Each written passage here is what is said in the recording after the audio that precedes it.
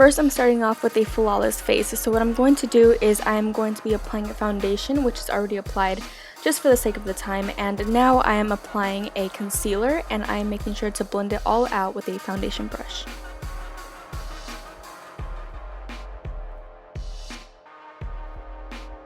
To set all this heavy makeup, I'm taking my City Color HD translucent powder, and I'm just going to be placing that all over my face just to make sure that we have a nice clean canvas. And as for the brows, I'm just brushing them out and filling them in much more dramatic than I do on a daily basis, and what I am using to fill them in is the Anastasia Dip Brow Pomade in the shade Blonde.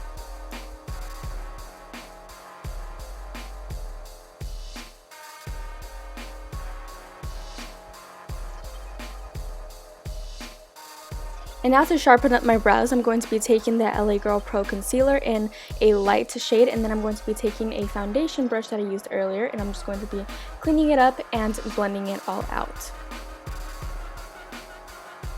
For every single look you do, you have to apply a base or else your shadow will not last throughout the day. So what I'm going to be using for a base is a NYX Jumbo Eye Pencil in the shade Black Bean, and this will just enhance the darkness and the blackness of the black that I'm going to be applying later on. All the eyeshadows that I'm going to be using in this tutorial will be from the BH Cosmetics Take Me to Brazil palette, and I'm just going to be taking that black shade and just messily applying it all over both of my lids. Even though this look is supposed to be messy, make sure that it is completely opaque and there is no bald spots, because we need this to look as dark as possible. And to balance out all of the darkness, I'm going to be taking a pencil brush with the same black color and just running it on my lower lash line. And also I'm going to be taking some more black and kind of making the eye shape a little bit more round, so then later on we will have more to blend with. Since we're using such a dark color, blending is absolutely crucial. So we don't want any harsh lines, so we're just going to keep blending the edges, and then after that, if the blending isn't all that great, you don't really have to worry too much, because we are going to be going in with a nice dark red color just to blend it out even further. Now I'm going to be overlapping this beautiful red color over the black, and then this will make it look a lot more blended and seamless. So this does not have to be perfect at all, because this is a deathly look. So what I'm going to be doing is I'm taking the red above my crease and also on the sides of my nose into the inner corner, and also to bring it all together, I'm going to be taking that same red and applying it onto my lower lash line. And now to highlight my brow bones, I'm going to be taking my NYX Jumbo Eye Pencil in the shade Milk, and it is going to turn out a little bit pink because we did use lots and lots of red, so I would recommend that you use this beforehand so it doesn't turn out pink like mine, but it's okay because you can pack on lots and lots of white shadow just like I did.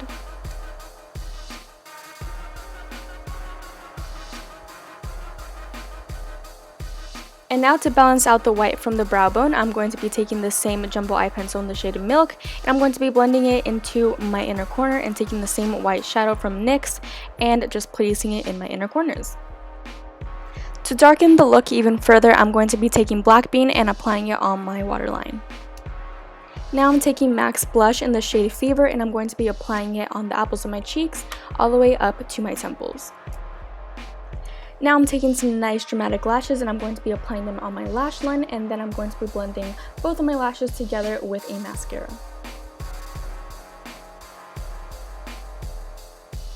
So now we're going to start by doing the teeth, and then I'm going to be taking my white base that I used earlier by NYX, and what I'm going to be doing for the teeth, you kind of just have to watch to see what I'm doing to kind of figure out what I'm doing, but I would describe these teeth as pointy teardrops. So try to do that as best as possible and just kind of recreate what I'm doing.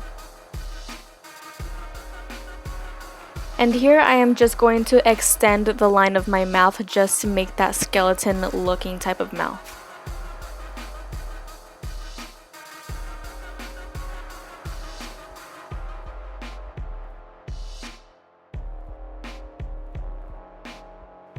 Now with a black liner, I'm going to be defining the part of my mouth where I extended it, and then also I'm going to be making the cracks of the teeth.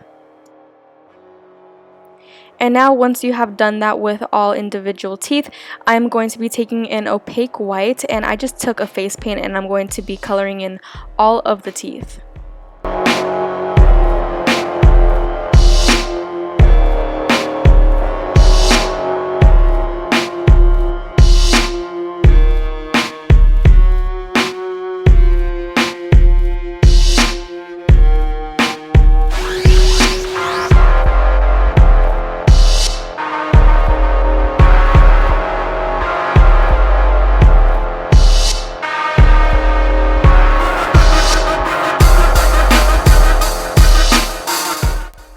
Since we did fill in the teeth, I'm going to be going back in with a black liner because we did lose some definition, and I'm just going to define and sharpen the teeth. To completely tie in the scary, ghoulish type of look, I'm going to be smoking out where I defined the teeth. So where the points are at, you kind of want to smoke it out with a light hand with a black shade. Once you're done defining, you have to make sure that you blend it out, or else it's just going to look like crazy black lines. So what I did is I defined, as you can see here, and then I'm going to smoke it in the inside as well, and this will kind of make it look messy but scary at the same time.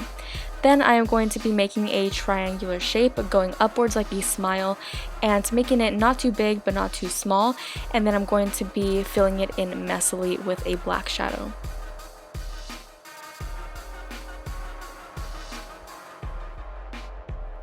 Now for the lips, I'm going to be lining my lips with this black liner that I have been using for the teeth, and I'm going to overline just a tiny bit, and I'm going to be taking a NYX red color, and it's kind of like an orangey red, it just depends on your preference. So I am going to be filling in my lips with that, and then afterwards I'm going to be blending in the black so it kind of looks a little bit ombre. I didn't want the lips to look too perfect, so what I did is I kind of made a wing so it looks a little bit more ghoulish and scary, so that's exactly what I did, and then I just kind of cleaned it up with a black liner as well.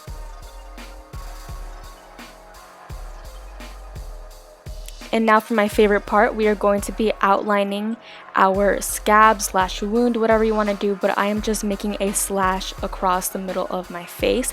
So it can really be the shape that you want, or you could follow mine. It really doesn't matter as long as it looks kind of realistic. So I'm just outlining my face with a black liner, and then I'm taking some latex, and I'm going to be using a brush that I will not care for anymore because it will completely ruin your brush. So get one maybe from like the Dollar Tree or something.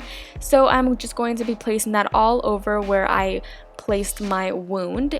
Make sure you work fast with this though, because you have to apply the toilet paper on top of it. So like you can see, I am just applying some more latex on the places where it started to get dry. So now I'm going to be taking bits and pieces of toilet paper. You can take tissue paper if you want to also, but it's the same thing. So I'm just placing that all over the wet spots of the latex and making sure that it looks kind of messy, so then we can have some more texture to work with. Now we are going to be covering the toilet paper with some more latex and making sure that that dries. And once that dries, please make sure that you're careful with this part, but take some scissors or something like a spatula, something that's a little bit more safe. So then you're going to be ripping up the toilet paper and kind of make it look open and like a natural wound. So as you can see here, I'm just kind of like pulling and tugging on it, and I made the mistake of just ripping some parts off, but it's really good if you have some parts sticking out, because then it looks like your wound is nice, fresh, and open. So just make some little cuts and tears, but just make sure that you're safe. Please don't hurt yourself.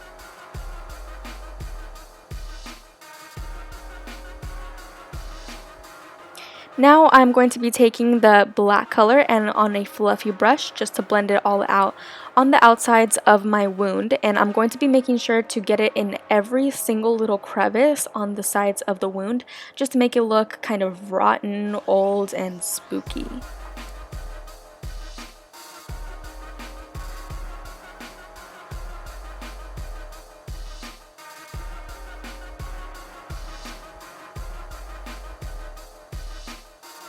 Now I'm going to be taking a purple and blue color, just mixing them together, and then I'm going to be placing it on the same parts where I applied the black color, but then also kind of dabbing it into the wound.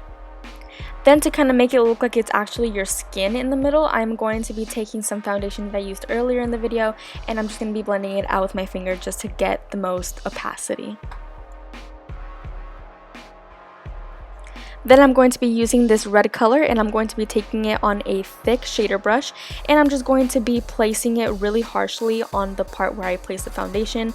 And then I'm going to be taking some on my finger and just placing it on random spots on the wound just to make it look a little bit more bright. And then after that is where the fun comes in.